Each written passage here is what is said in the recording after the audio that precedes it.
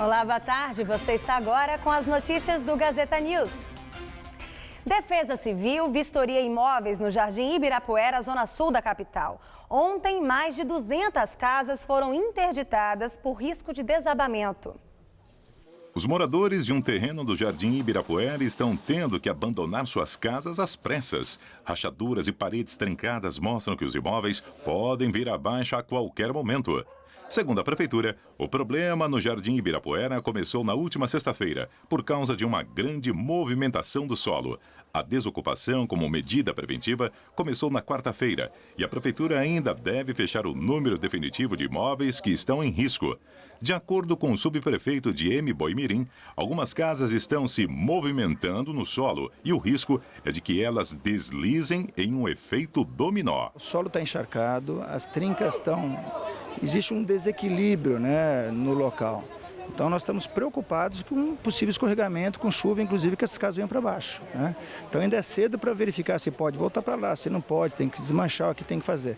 Num primeiro momento a gente tem que tirar as famílias que estão em risco e abrigá-las. Maria Aparecida foi uma das moradoras que teve a casa interditada. Não tem onde ficar, quer levar para abrigo, a gente não quer ir para abrigo, porque não tem condições de ir para abrigo. É tudo longe os abrigos que tem, se virando com a ajuda de vizinho, parente, amigo de fora, é o lugar que tem para ficar. Quem não tinha para onde ir, dormiu na quadra da Escola Municipal General de Gaulle, em um abrigo improvisado. A suspeita da Defesa Civil é de que minas de água e o esgoto doméstico tenham provocado instabilidade no solo, afetando as casas que foram construídas de maneira irregular. Seu Joaquim preferiu não arriscar. O eletricista não chegou a ter a casa interditada pela Defesa Civil, mas com medo de um possível desabamento, resolveu encaixotar tudo. E o risco dessa minha casa cair é grande, porque se as casas de cima virem abaixo, a minha não aguenta, vai para baixo. Então estou tirando as minhas coisas para casa do meu filho e vamos ver o que pode fazer. E o sonho da casa própria deve virar realidade para muita gente neste feriado prolongado. Começou em São Paulo mais um feirão da Caixa. São apartamentos novos, usados e empreendimentos em construção. Em todo o ano passado, a Caixa Econômica fechou cerca de 3,2 bilhões de reais em negócios durante o feirão. A expectativa para esse ano é manter este volume de negócios. Os apartamentos estão localizados em toda a Grande São Paulo e aqui são divididos por bairro e até por região. O feirão percorre ainda outras 12 cidades depois da capital. Aqui em São Paulo, acontece no pavilhão de exposições do Anhembi, sexta, sábado e domingo. Sempre das 10 da manhã até as 8 da noite e no domingo, das 10 da manhã às 6 da tarde. E moradores de São Paulo reclamam da quantidade de veículos abandonados nas ruas da cidade. De acordo com a Prefeitura de São Paulo, 1.132 veículos foram recolhidos por abandono só no ano passado. A fiscalização é de responsabilidade das subprefeituras, que contam com as denúncias de moradores para localizar os carros. Depois da denúncia, os fiscais colocam no veículo uma notificação e, após o prazo de 5 dias úteis, se ele não for retirado da vaga, será considerado abandonado e vai ser removido para um dos 28 pátios da cidade. O valor da multa por abandono de veículo é de R$ 14 mil. As denúncias podem ser feitas pelo telefone 156. Cartórios eleitorais fazem mutirão neste feriadão prolongado. Os eleitores têm até o dia 7 de maio para fazer a transferência ou a confecção do primeiro título. Para atender à demanda, os cartórios ficaram abertos hoje e também funcionarão no sábado e no domingo, das 9 da manhã às 6 horas da tarde. Segundo o Tribunal Regional Eleitoral, quase 51 mil eleitores procuraram os cartórios nestes dias de horário ampliado. Para fazer o primeiro título, o cidadão deve procurar o cartório eleitoral que atenda o seu domicílio e levar o documento original de identidade e o comprovante de endereço recente. Para a transferência, o interessado deve procurar o cartório correspondente ao seu novo domicílio eleitoral, comprovar a sua identidade e a residência mínima de 3 meses. E de acordo com o Tribunal Superior Eleitoral, a votação com biometria será usada em quase 800 municípios brasileiros neste ano. Deste total, 15 capitais usarão o método em que o eleitor é identificado através da impressão digital. O sistema, que tem como objetivo evitar fraudes, já tem quase 19 milhões de eleitores cadastrados. A votação deste ano com biometria servirá, segundo o TSE, como uma experiência para a implantação da medida nos maiores colégios eleitorais do país, São Paulo e Rio de Janeiro. A estimativa é de que Rio e São Paulo só tenham voto com biometria em 2018. E Itália julgará extradição de Henrique Pizzolatto no dia 5 de junho.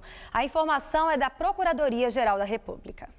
O governo brasileiro quer a extradição do ex-diretor de marketing do Banco do Brasil, que foi condenado a quase 13 anos de prisão no processo do mensalão petista. Pizzolatto fugiu para a Itália, onde foi preso em fevereiro. Pizzolatto poderá recorrer da decisão que for tomada pelo tribunal, e a corte italiana pode optar por pedir mais informações sobre o caso. O Ministério Público italiano já se manifestou favorável à extradição. E a prefeitura afirma que a dengue parou de avançar na cidade de São Paulo. Segundo a prefeitura, a cidade registrou 3.730 casos até a última quarta-feira. Em nota, a administração municipal afirma que na primeira semana de abril foram registrados 804 casos. E na última semana do mês passado foram apenas 14 casos. A taxa de incidência da doença na capital paulista está em 33 casos para cada 100 mil habitantes, índice considerado baixo pelo Ministério da Saúde. Mais bairros da Zona Oeste, como Lápis, Jaguaré, e cidades como Osasco, estão sofrendo com a doença. E a semana termina com tempo firme em todo o estado de São Paulo. O frio diminuiu e deu até para sentir calor durante a tarde, principalmente no interior. Já aqui na capital paulista, as temperaturas seguem agradáveis. Vamos ver como fica o tempo no final de semana?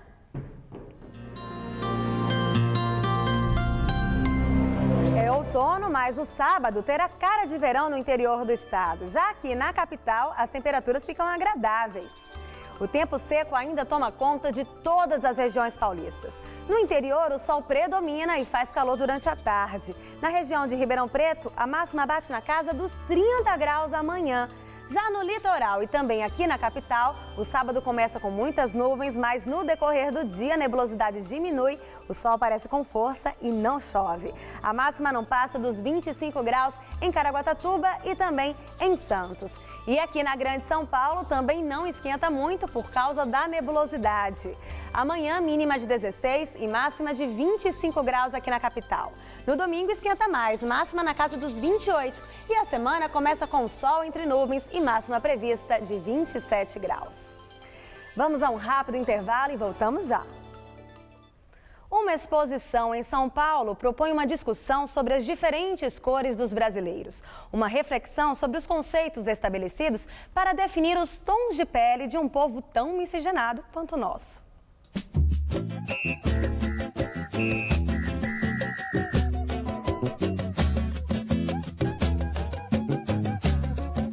Qual que é a sua cor, Érica? Morena escura, eu acho. Não sei, negra. Eu não sei. Branquinho, meio amarelado, digamos. Mulata. Eu considero branca assim, clarinha, né? Quem existe mais escuro eu queria um pouco, né? Ser mais douradinha, mas a natureza não foi tão gentil. O censo brasileiro classifica a população em 5 grupos diferentes de acordo com o padrão pré-estabelecido de cor de pele: branco, preto, amarelo, vermelho e pardo. Mas em 1976 o IBGE resolveu abrir essa questão para que as próprias pessoas definissem suas cores. O resultado foram 136 tons diferentes, alguns com nomes bem inusitados. Branca suja, morena bem chegada, burguesinha escura. A artista Adriana Varejão escolheu 33 desses nomes de cores de pele e, a partir deles, criou suas próprias tintas a óleo. Ela trabalhou junto a uma fábrica de tintas, onde ela, então, interpretou essas cores, de fato, visualmente, né? Porque tudo que ela tinha era uma lista de nomes. Então, ela foi lá, agora a gente finalmente sabe qual é a cor de burro quando foge, né? Porque ela produziu essa cor. Um outro resultado da pesquisa é essa série de pinturas do rosto da artista. Em cada uma dessas telas, Adriana Varejão aparece com pinturas de inspiração indígena feitas com as 33 cores da palheta.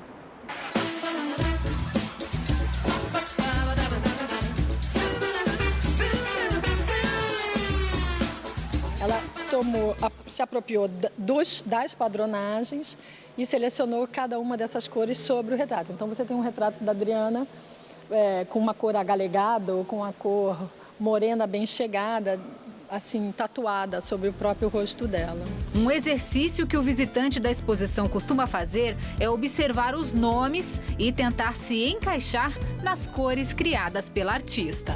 Achou sua cor? Ah, tá difícil. Acho que eu sou puxa pra branca, talvez.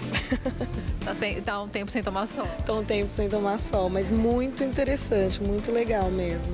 A gente fica nesse fluxo de não saber exatamente, né? De não se assumir. Então, eu acho que essa discussão é muito pertinente.